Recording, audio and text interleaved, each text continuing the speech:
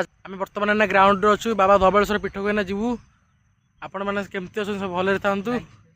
Like share subscribe सब आम करुवे तो आम राजाना वीडियो देखुवे।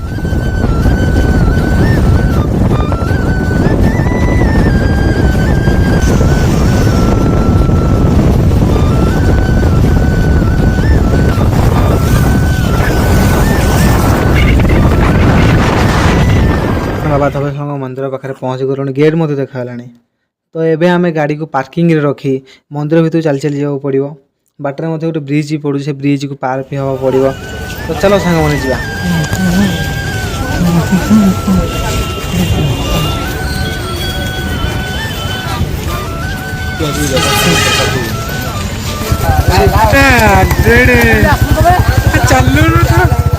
देखिपे मंदिर भीतर गला बेलू बहुत सारा स्टल पड़ी जोता स्टाण्ड अच्छी एवं आम जोता स्टाण्ड जोता को रखी पहाज चढ़ी मंदिर भितर को जीवा मंदिर भितर जीवा पूर्वर फास्ट आम नदी में गोड़ धोवा तापर पाखे झूला ब्रिज को देखा तापर मंदिर भितर को जीवा चलो सांग मंदिर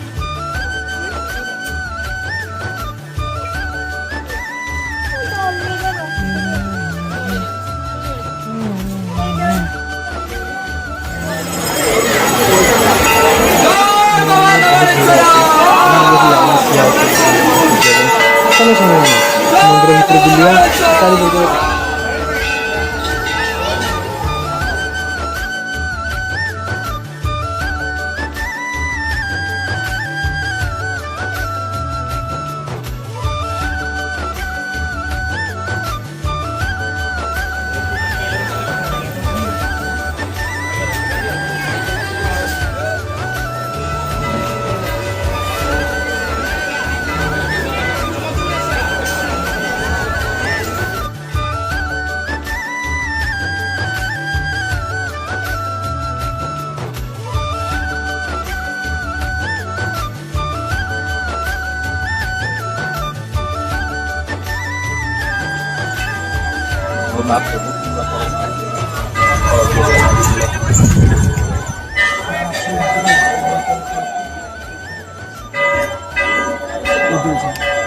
बाबा धबलेश्वर चैनल को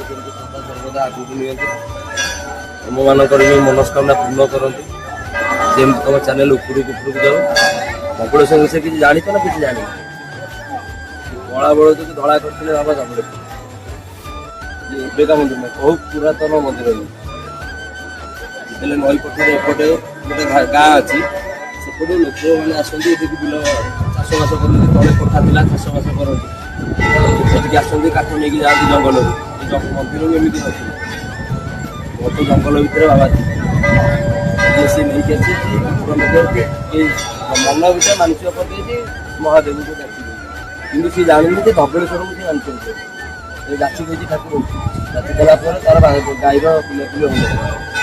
बाछुरीटे है तार बाछुरी कला बाछुरी जन्म है भगवान ना उत्सर्ग कर छाड़ी भगवान सूर्यना से सृष्टि भगवान ये सी तार बढ़ी चलिए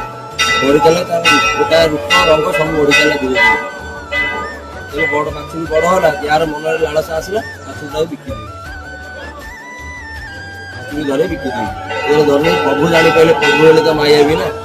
प्रभु कौन कले ना जोगी वेश लेकिन गले भूक मांगे भूक आने गाई घर चाउल आने दबा बोली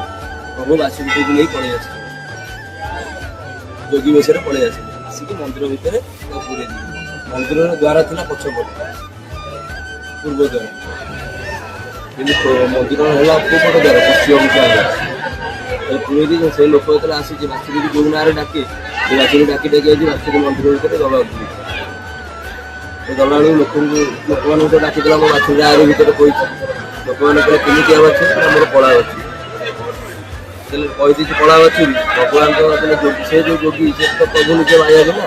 से अलग रूप नहीं पेन आसे कहे केमी बाछुरी मोर कला बाछुरी मंदिर पश्चिम नहीं बाछुरी देखा से धला प्रभु नाम है धबलेश्वर हो सारी प्रभु जो सी माया कर बेपार करी पैसा दी पैसा आनी दोष कला प्रभु पाखे प्रभु से दोषर मुक्त कहले तू जा बड़ ओषा ओषा जमी यात्रा भितर रथयात्रा है श्रेष्ठ कि ओषा भितर बड़ ओषा है श्रेष्ठ। ଯଦି ଗଜ ଭୋଗ ଲାଗୁଛି ଲୋକ କହୁଛନ୍ତି ତାକୁ ପିଠା, କିନ୍ତୁ ଆଜ୍ଞା ସେ ପିଠା ନୁହେଁ, ସେ ହେଲା ଗଜ ଭୋଗ। ସେ ଭୋଗରେ କ'ଣ ଉପରେ ରହିଲା ଧଳା, ଭିତରେ ରହିଲା କଳା, ଦୂରଟା ରହିଲା କଳା, ଉପରଟା ରହିଲା ଧଳା। ସେଥିପାଇଁ ବାବାଙ୍କ ନାମ ହେଇଗଲା ଧବଳେଶ୍ୱର। ରାଜା ନାଁର ମଙ୍ଗଳ କରନ୍ତୁ ମହାପ୍ରଭୁ ଆନନ୍ଦେ କବାର, ସମସ୍ତ କର୍ମକର୍ତ୍ତାଙ୍କର ମଙ୍ଗଳ କରନ୍ତୁ ଆନନ୍ଦେ କବାର, ଗୁଜରାଟର ଉନ୍ନତି କରନ୍ତୁ ଆନନ୍ଦେ କବାର, ଆହୁରି କବାର।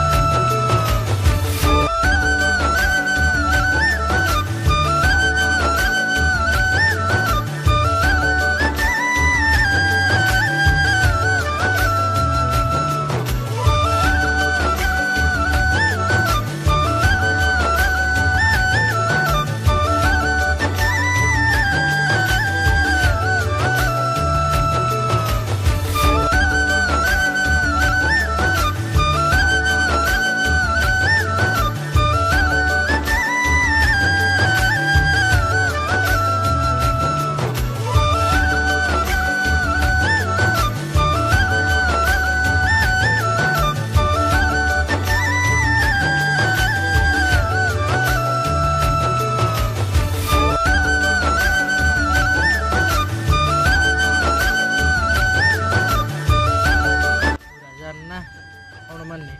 ଆମ ଚ୍ୟାନେଲକୁ ଦେଖୁଥିବାରୁ ବହୁତ ବହୁତ ଧନ୍ୟବାଦ।